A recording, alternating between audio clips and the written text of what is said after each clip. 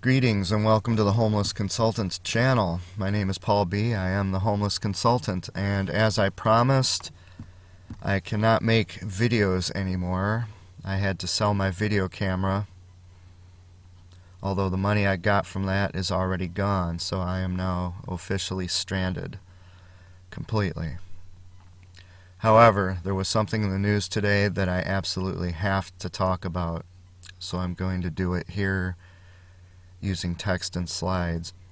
If you'll recall, the Minnesota State Legislature's negligence, incompetence, and corruption is what made me homeless in the first place.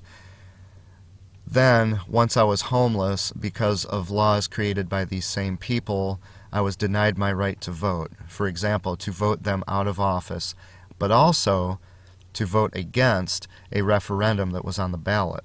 This referendum was to create a so-called Citizens Council to look into legislator pay raises. Now, I spent a lot of time in California before I moved to Minnesota, so I know what a scam these referendums are, but Minnesotans are rather naive on this topic. The legislature tried to raise their salaries before, and there was such an uproar that they stopped. So they wanted to create this so-called Citizens Council, which, by the way, is appointed by Governor Mark Dayton and Minnesota Supreme Court Chief Justice Lori Gildia. These are hardly citizens. I'm not aware of a homeless person on that panel, and I certainly am not, even though my Homeless Consultant channel probably has more important, relevant, and accurate information about what this legislature is really about than just about any other media source out there. But I wasn't asked to be on that council, was I? And so, this morning when I woke up in sub-zero temperatures and I had to drive with what very little gas I have left to a gas station to use a restroom, I saw a newspaper, the Pioneer Press. Big headline on the front says, legislators are now slated for a 45% salary increase. I looked in the other direction at the Star Tribune, and it said absolutely nothing about this. On the front page, at least. I wasn't going to weed through that rag. I immediately went to online, and I put a comment about this under Pioneer Press, and I referenced what this legislature had done to me, and Pioneer Press censored it. They deleted the comment, at least as of now, a little over an hour after I submitted it.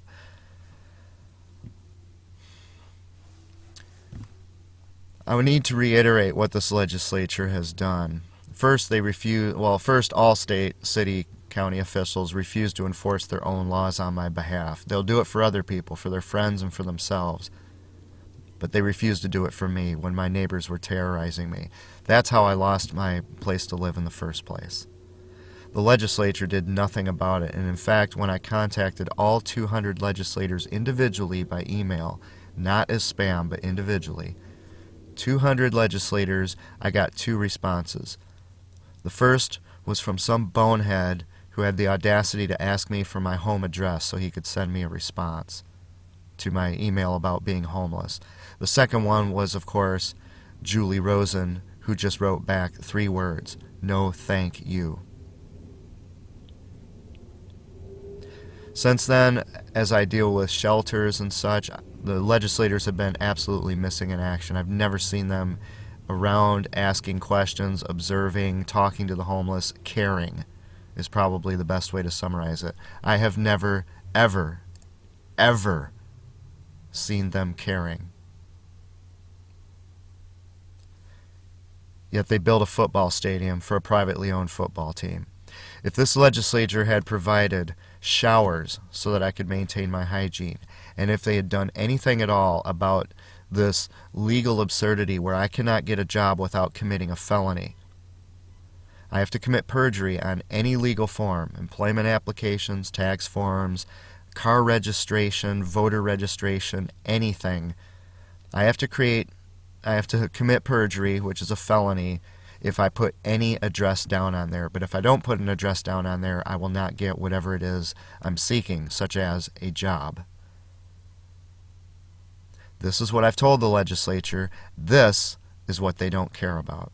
At the present time, I actually have a company that badly wants to hire me and that I badly want to work for. And I can't. You know why? Because I can't give them an accurate, valid address without committing a felony. So instead, I'm in this car with nothing left to sell, no money, nothing.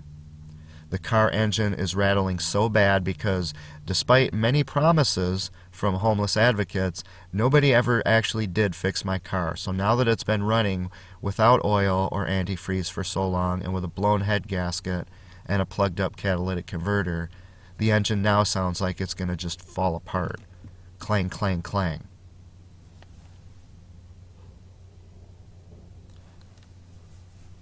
These legislators are the laziest, most apathetic, most negligent, incompetent, and corrupt group of yahoos I have seen in any U.S. state. And that is after that 10-year Third World American project where I traveled the entire country looking for exactly this kind of thing. And they just got a 45% pay increase, or they got approved for it. They have to vote for it themselves now, but what do you think they're going to do?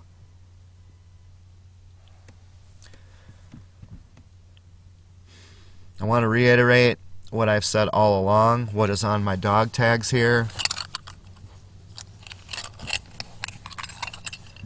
The state of Minnesota's solution to homelessness is a final solution to exterminate the homeless off camera. That is, without any coverage from the Star Tribune or the Pioneer Press or NPR or any of the other media that protects them. They exterminate the homeless by, number one, ignoring, neglecting, and intimidating the homeless until they move to another jurisdiction and become someone else's problem, or by ignoring and neglecting the homeless until they die off camera. And this legislature was just approved for a 45% pay increase. I believe the difference is something like $31,000 a year up to $45,000 a year. I would like to make a point here as a business person.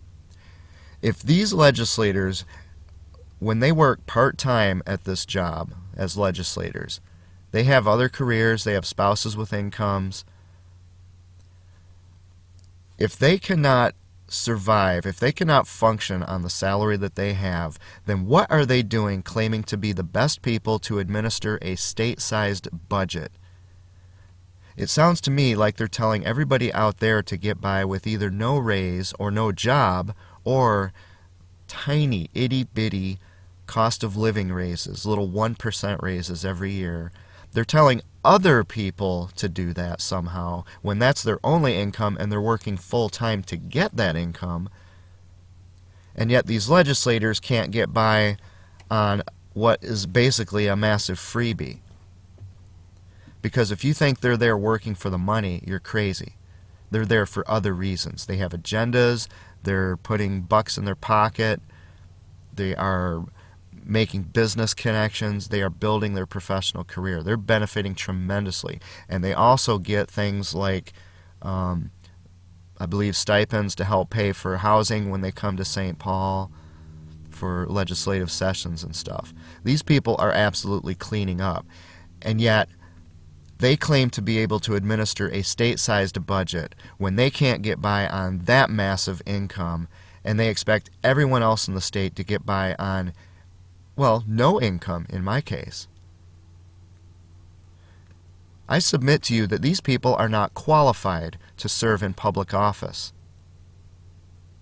and that this is an abomination that they would be given a pay raise, and that they would have to do it through this referendum, which is a technique that California developed to get abhorrent laws passed.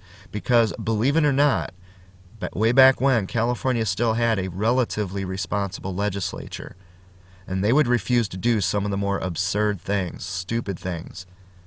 So what these people figured out was that if they have these referendums, then they can go out and use mass media to manipulate the masses and get them to vote for the referendum, and then basically bypassing the whole purpose of a legislature.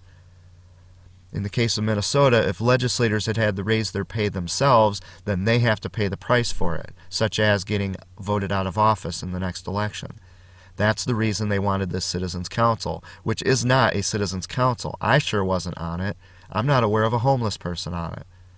They were appointed by the Chief Justice of the state Supreme Court and the same governor who was so oblivious that he gave my former employer $800,000 in corporate welfare as, quote, job creators, as they replaced all the people that they had just fired at lower salaries. This is absolutely beyond comprehension. And there's nothing really more I can say about it, because the truth is, it absolutely makes me vomit. I'm dying out here, and for all the work I've done on the Homeless Consultant channel during the exact same 4 months that the Citizens Council has existed. I started posting videos about the time of the general election where I was denied my right to vote, which is when this council was created. In those 4 months, I have put in all this work on these videos to tell you the truth and to demonstrate to you what this legislature, what this state government, these social services, these self-serving homeless advocates are really doing. And I have gotten 0 donations in my PayPal, even though every video ends with my PayPal address. 0. These people in the legislature who don't even bother to respond to an email, they can't even do that much, just got a $15,000 a year raise, 45% pay increase. And they can't even respond to my emails.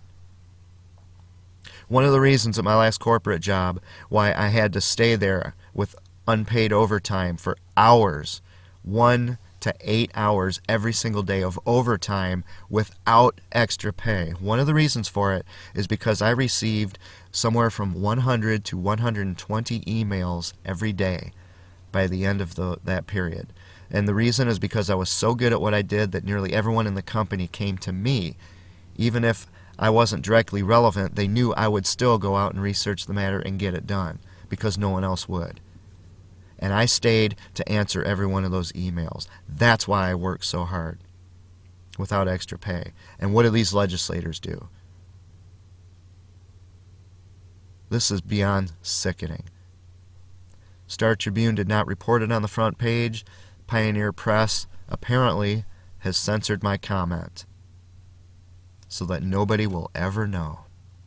Exterminate the homeless off camera. That is all I have to say. What more can you say about something that is this despicable?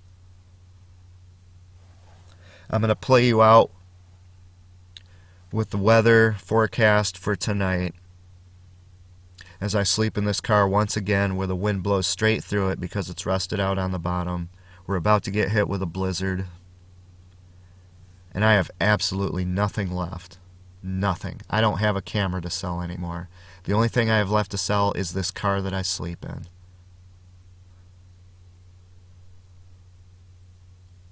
Thanks for watching. At 7 a.m. in the Twin Cities, it was cloudy. It was 8 degrees, or minus 13 degrees Celsius.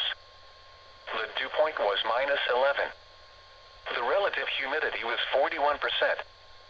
The wind was north at 7 miles an hour. The wind chill was minus 3.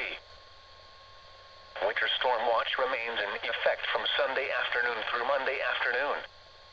Timing: snow moves in Sunday afternoon, with the heaviest amounts falling late Sunday afternoon into Sunday night before tapering off Monday morning. Main impact: snow accumulations of 4 to 8 inches with locally higher amounts possible.